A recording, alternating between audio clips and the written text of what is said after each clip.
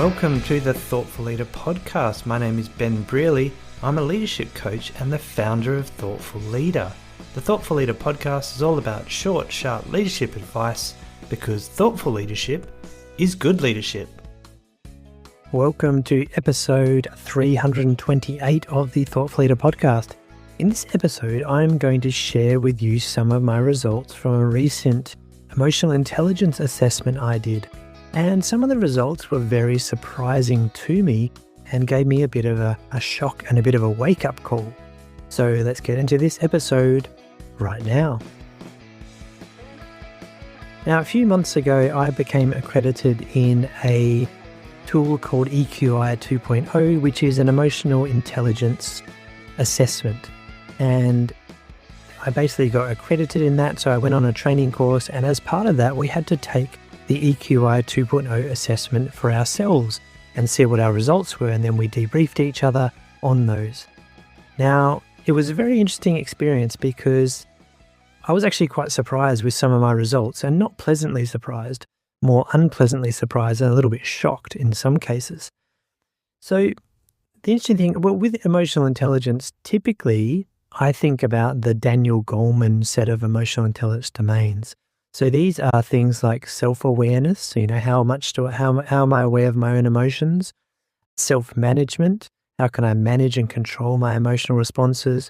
Social awareness, which is like reading the room, how am I aware of other people's emotions? And then relationship management, which is when I'm observing emotions, how do I manage the relationship or the interaction with that person? So they're the domains I typically look at. And interestingly, this assessment, the EQI 2.0, is a bit more holistic than that when it comes to emotional intelligence.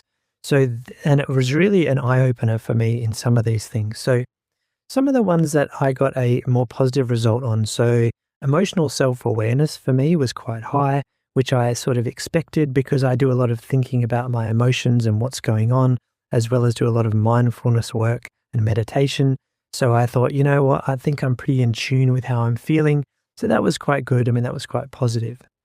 Independence was very strong as well in terms of being independent, self-directed, not dependent on others too much. And I'm quite, one of my strongest values is self-reliance. So that didn't really surprise me either. Emotional expression was pretty good in the moderate quadrant. So I'm not too bad at expressing my emotions when I need to. My empathy was quite high as well, which is a positive thing, especially when it comes to coaching. If I had no empathy, that would be a struggle working with coaching clients, I think. And some of my decision-making was good as well. So problem-solving was good, and as in using emotions as part of problem-solving. And then impulse control, so being able to show restraint. I'm very good at that, particularly built on a career of being diplomatic and saying the right thing in the right settings. I think that's helped me develop that skill. However, they're the ones I was pretty strong at. There were some here that jumped out at me as really low though, and I was quite surprised when I saw my overall score because it was really dragged down by some of these low ones. Now, one of the lowest ones here, and by the way, the reason I'm telling you this is because I think it's important to demonstrate that we all have some of our low points that maybe some blind spots we're not aware of. And it's good to sometimes give yourself a kick in the butt occasionally to do some of these assessments or get some hard feedback or something like that tells you something different about yourself, as long as you can do something constructive with it. So I'm going to talk about some of the problem areas that I had in my very low scores for my emotional intelligence here. Now, it's a bit more holistic, this assessment, so it's not really dealing with just the management of emotions, but now one of them is called self-actualization, which is really about the pursuit of meaning in your life and self-improvement, always trying to improve things.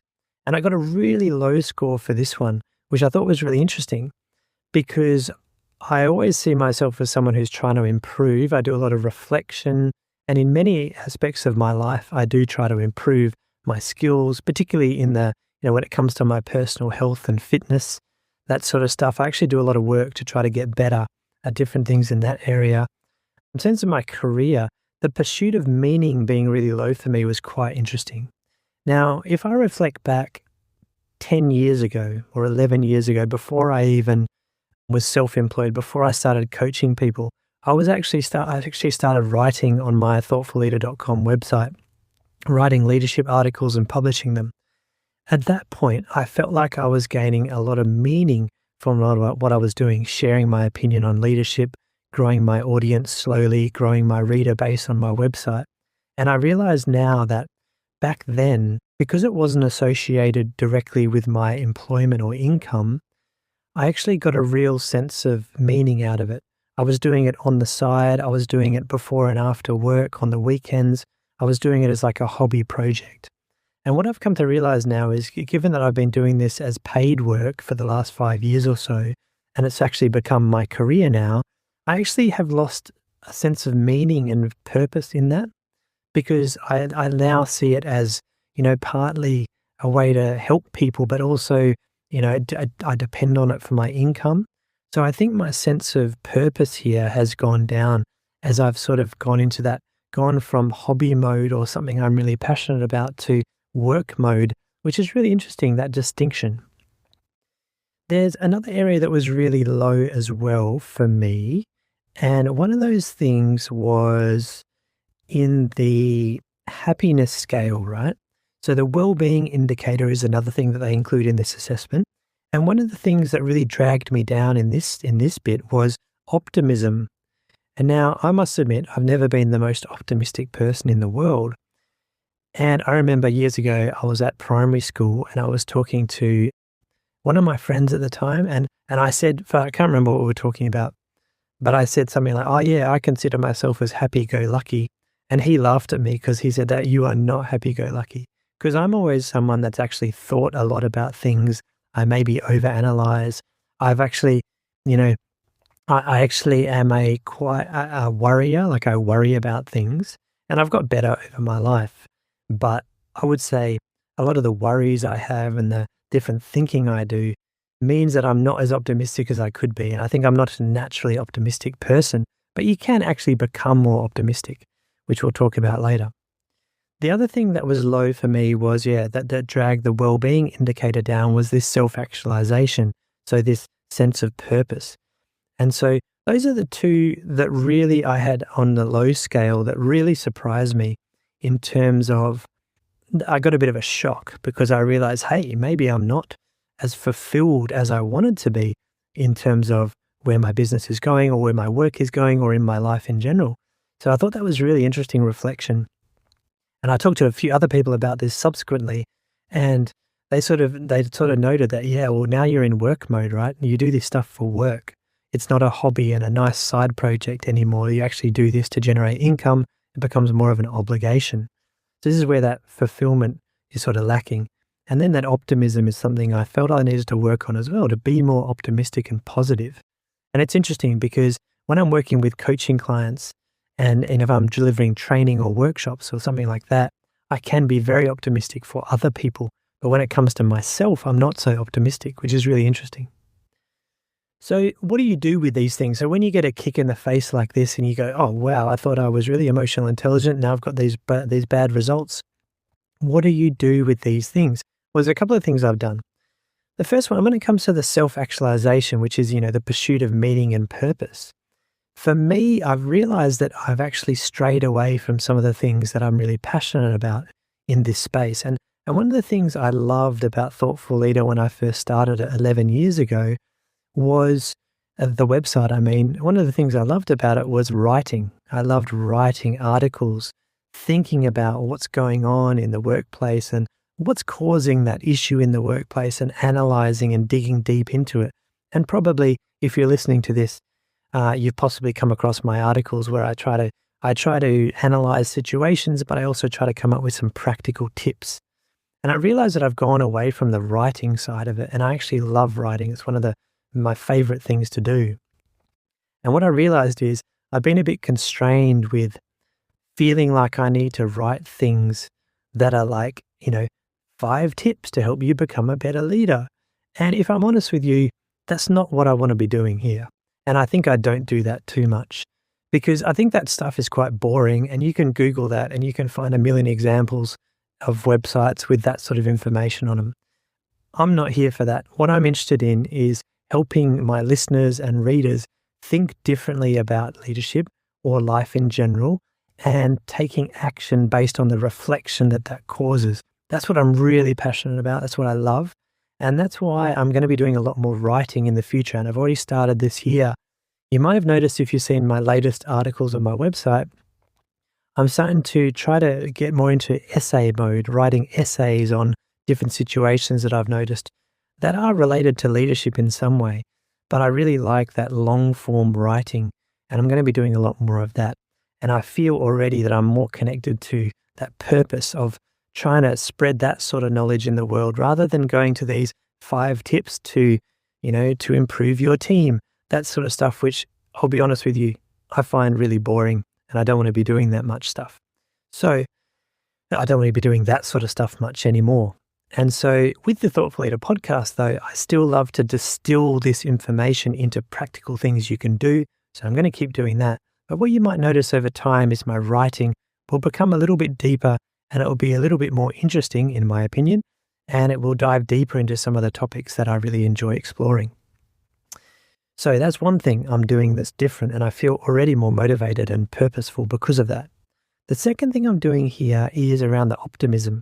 Now, after I got that result and I was like, oh, wow, my optimism is really low, I actually read a book called The Happiness Advantage, which is all a research-based book on why people who are happy actually get better results, right? So happiness is not just a thing that is nice to feel happy. It's more about, well, actually it helps you in all aspects of your life. So I thought, yeah, I could be happier. That's true. And I started looking at the optimism side of things. It's interesting because from a happiness perspective, I feel like from a personal perspective at home with my friends, with my family, with my wife, with my dog, all those good things, I feel pretty good. I feel pretty happy and content. It's where it comes to the work side of things, the thoughtful leader side of things, I was starting to get a bit jaded and less purposeful. So on the optimism point of view, I actually started to do this. I thought, oh, I can be more optimistic here, right? I can reframe, I can be more positive. And what I started doing was every day in the morning, what I do in the morning is I write down on a little notepad 5 good things that happened to me on the preceding day. So in the last 24 hours, what are 5 good things that happened? And they don't have to be super significant things. They could be, I had a great coffee with a friend, or I went for a nice walk, whatever it might be on that given day. I come up with 5 things. And the research has shown that this sort of thinking or this sort of activity can help you focus on the positive more often, which can improve feelings of optimism and well-being as well. So I've actually started doing that. And I've incorporated that little habit into my day now as well. So every day I'm thinking about 5 positive things I did on the previous day. And what I've noticed is these positive things start to come out more starkly and more obviously.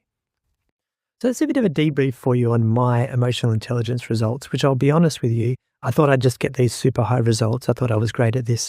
And you do have to take these results with a bit of a grain of salt as well. The reason is they are a self-assessment, and they're rated against a benchmark. Now, I think I'm a bit of a hard marker as well, so I sort of rate myself lower. That could come back to the optimism side of things as well. And so you don't have to take these results as gospel, but what I think is interesting is you take the relative strengths and weaknesses that you have, and you see what constructive things you can do, what actions you can take to try to improve. So that's what I'm trying to get you to take away here.